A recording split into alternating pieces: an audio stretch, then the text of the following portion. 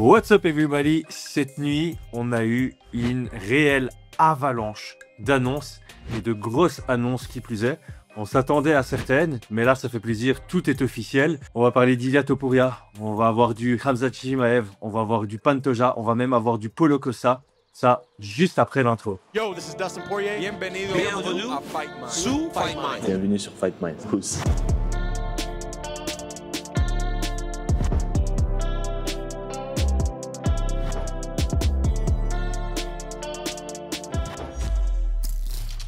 Paris sur le MMA avec Unibet.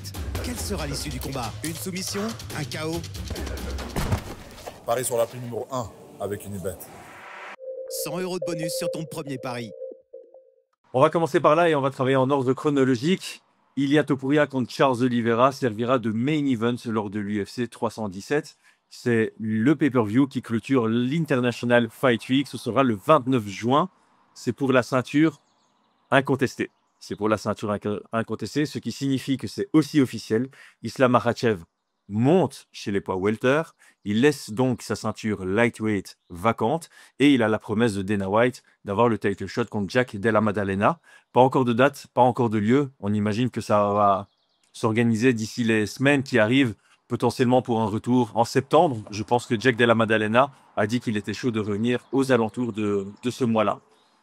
Donc, Ilia Topuria monte, il laisse sa ceinture vacante des featherweight. Il va disputer maintenant la ceinture vacante des lightweight. C'est contre Charles Oliveira. Sur la même carte, on a la même division. On a Renato Moicano contre Beneil Dariush. Pour rappel, ils étaient supposés s'affronter, mais Renato Moicano a remplacé Arman Tsarukyan qui s'était blessé la veille, voire le jour même, pour son combat contre Makhachev. Donc on a un Renato Moicano, on connaît très bien son run récent. Il a battu Benoît Saint-Denis à Paris, à l'UFC Paris, en septembre dernier. Il a perdu contre Islam Makhachev et il rencontre maintenant Beneil Dariush qui, lui, est sur ses deux défaites, ces deux dures défaites consécutives après son très très beau run contre Charles Oliveira et Arman Tsarukyan. Très chaud de combat dans la division des lightweights.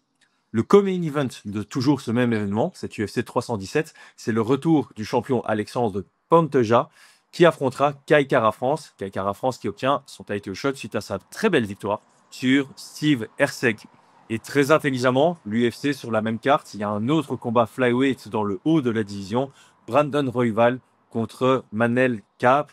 Non seulement il y a potentiellement un backup sur la carte en cas de désistement dans des deux combattants, mais en plus de ça, c'est potentiellement le combat qui pourrait définir le prochain challenger au titre, même si dans ce run-là, il y a toujours Brandon Moreno qui doit traîner dans les parages et dans les discussions. Alors qu'est-ce qu'on a d'autre sur la carte? Paulo Costa revient une nouvelle fois et c'est contre Roman Kopylov. Paulo Costa, il cherche sa deuxième victoire depuis 2020. De l'autre côté, Roman Kopylov, il est à 6-2 depuis 2020. Très beau combat. Roman Kopylov, il vient en pleine confiance après sa très belle prestation contre Chris Curtis en tout début d'année. Et je pense que pour les annonces sur cette carte, c'est tout. On a une annonce qui date encore d'hier. C'était le retour de Jack Hermansson. On n'avait plus vraiment de nouvelles de lui depuis sa très belle victoire contre Pfeiffer. Ce sera contre Grégory Rodriguez. Un combat, on peut considérer de vétéran, dur au mal. Ça va être fun. Ça va être fun. Alors, une petite annonce qui est passée un peu sous les radars, mais qui, moi, me fait plaisir parce que j'aime beaucoup ça. Marc-André Barriault, qui a gagné ce week-end de façon expéditive. Donc, il a combattu samedi. Son combat est déjà annoncé.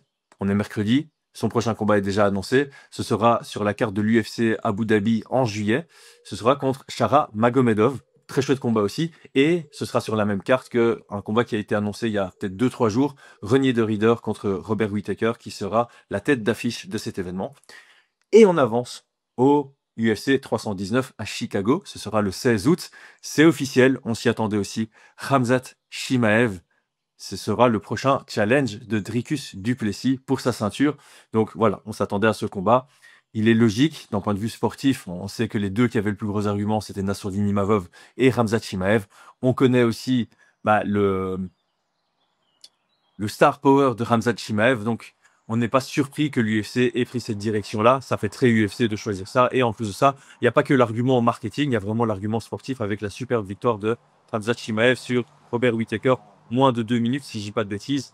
Donc voilà, un combat attendu. C'est chouette parce que ça arrive en août. Il ne faut pas attendre trop longtemps. Voilà, dernière défense de Dricus du Plessis en janvier, prochaine en août, c'est dans la moyenne. Et pour Nassourdine Imavov, on ne sait pas trop. On connaît Nassourdine et Nicolas Hoth, on sait qu'ils aiment bien rester actifs. Maintenant, clairement, à l'heure actuelle, à l'instant T, il doit prendre le vainqueur. Il n'y a pas d'autres combattants qui ont un argument ou qui est prêt d'avoir un si gros argument que Nassourdine Imavov. Donc selon moi, il devrait ici se positionner comme backup, ce qui lui rajoute encore un argument supplémentaire pour être le suivant. Et le vainqueur de ce combat en août, on peut le voir défendre en janvier ou en février. On peut espérer en tout cas. Et je ne pense pas qu'il y ait un autre contender. Caio Borralho, s'il a une victoire supplémentaire et encore, venir griller la priorité. Donc pour l'instant, c'est assez confortable pour Nassourdine Imavov. Maintenant, on n'est pas à l'abri. C'est pas la bonne façon de dire, mais je peux aussi voir un Nassourdine Imavov qui décide d'aller, de rester actif, de garder sa position de prochain challenger et par exemple de prendre un Borralho ou un Strickland en attendant. Mais là, en termes de timeline, voilà, la question se pose. Backup peut être une bonne option. On aura certainement des informations prochainement. Et c'est tout. Notre Dana White nous a fait de très belles annonces. Et le 318, on a déjà, parce que j'ai parlé du 317, j'ai parlé du 319. Entre les deux, il y avait déjà eu l'annonce de Dustin Poirier contre Max Holloway pour la trilogie et pour la ceinture BMF. Donc, on est assez bien sur les prochains pay-per-view. On a même un Shot Fight Night là qui, à mon avis, se prépare pour UFC Abu Dhabi.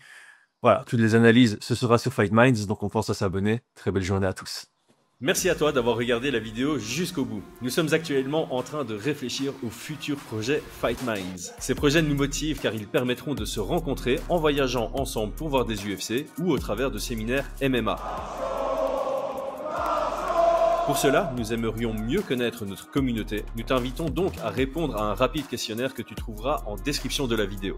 Nous en profitons pour rappeler que nous sommes ambassadeurs des marques Nutrimuscle et Oko. Cela signifie que si tu achètes chez eux en passant par nos liens, tu aides la chaîne à se développer. Nutrimuscle a une mission claire: rendre la nutrition sportive accessible en respectant les plus hauts critères de qualité. Chaque ingrédient est sélectionné pour préserver leur pureté et chaque produit se limite au minimum d'ingrédients nécessaires. Rejoins Morgan Charrière, Benoît Saint-Denis et Fight Minds dans la team Nutrimuscle en profitant d'une réduction via notre code promo NMA_FM5. Le lien vers leur site est en description de cette vidéo. Oko produit des gourdes filtrantes éco-responsables. Le filtre Oko traite l'eau pour la purifier et la rendre saine à la consommation. Les polluants, pesticides, métaux lourds, mauvaises bactéries et autres contaminants sont efficacement filtrés. La gourde Oko a un côté ultra pratique et aussi économe. On arrive à 10 centimes le litre d'eau, voire moins, grâce à notre code promo FMOKO qui offre 10% de réduction.